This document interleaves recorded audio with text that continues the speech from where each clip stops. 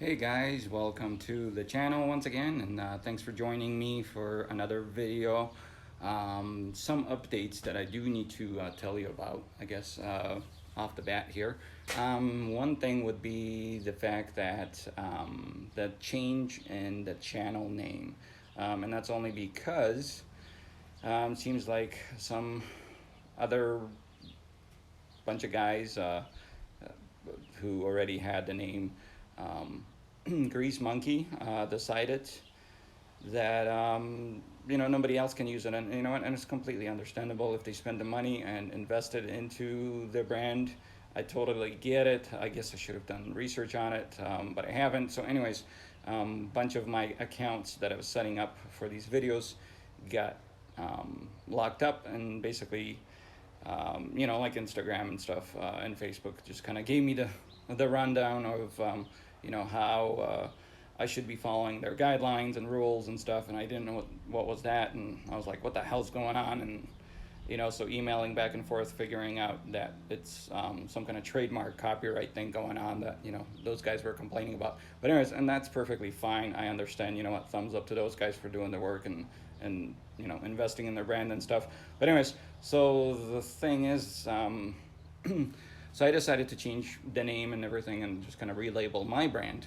And we're going to one of my other brands, which I do run, called Driven Thread. I started that about a year ago. It's basically just selling merchandises like t-shirts and hats and stuff like that for everything Diesel, Dodge, and Ford included. So the new channel, which I want to welcome you guys to, is now going to be called Driven Diesel. And you know what? For those that know about the stickers and stuff that are in the works, that of course will be changed as well. But anyways, today's video, and once again, thanks for joining me, is going to be about the exhaust back pressure sensor. A lot of those sensors fail, from what I know, and basically what happens is the little tubing that goes between your manifold and the sensor itself, which I'm guessing the way it works is just kind of pushes things up. I don't know, you guys want to shine on that, you guys want to get involved and kind of comment below, but I think that's how it works. It's just basically when your exhaust is running, the pressure goes up, through the tube, hits the sensor, and when you're starting it off, the sensor kind of monitors the statistics and stuff and sends it back to the PCM and stuff.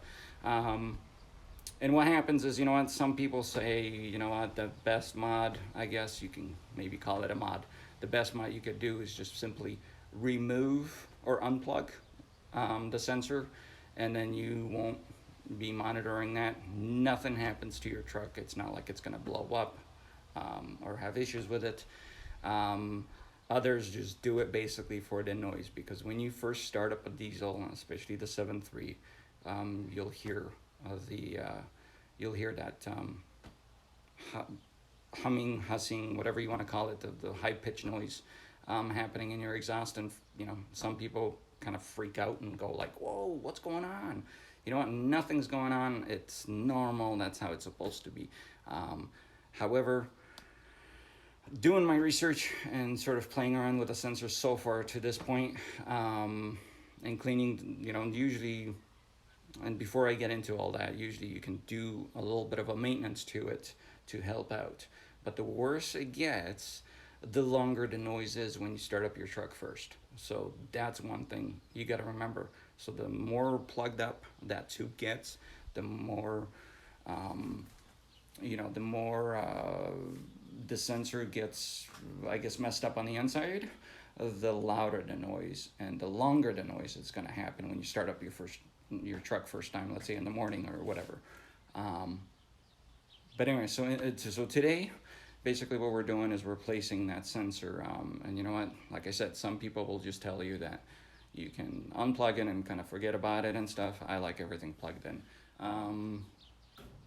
without making any changes or missing any type of information that should be coming out of my truck. That said, it's very straightforward, very easy. If you want, you can remove the tubing. Basically, one's on the manifold and one's on the by the sensor, and I'll show you that in a bit. You just wrench it out, take it out, clean it, run some brake cleaner and stuff like that, and just kind of scrape it on the inside. A lot of people have different ways of cleaning it. Me, myself, for $12, I think, on Amazon, just replace the whole tube. I mean, if it's really damaging something, then just replace the tubing. The fact is that if you do unplug the sensor, the PCM will basically go back to default setting. And what happens with the default setting is it runs normal. If the sensor gets a different reading and a bad reading on it in terms of voltage, because that's basically what happens, and sends the voltage information back to the PCM, you will be seeing drop in MPGs. So if that's what's going on, you possibly should look into your exhaust back pressure sensor. Two different locations too for that back pressure sensor. The 99s have it in front of the HPOP reservoir of the 99, so before 99, so like 94, I believe, in 97, the last ones have it on top of the reservoir. And since my truck is a 96 F250, it's on top, behind the reservoir, kind of between the HPOP and the reservoir for it. Anyway, so let's get down to it, and let me show you what to remove, what you can unplug, and where it is, and how it's located, okay? So let's get going with that. Let's go check it out here. Let me just open the truck up.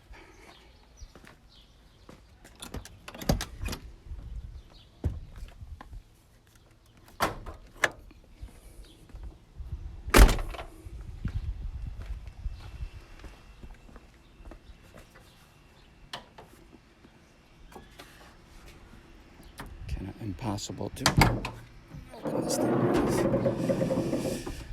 All right, so and do excuse the any wind noise. It's kind of windy here.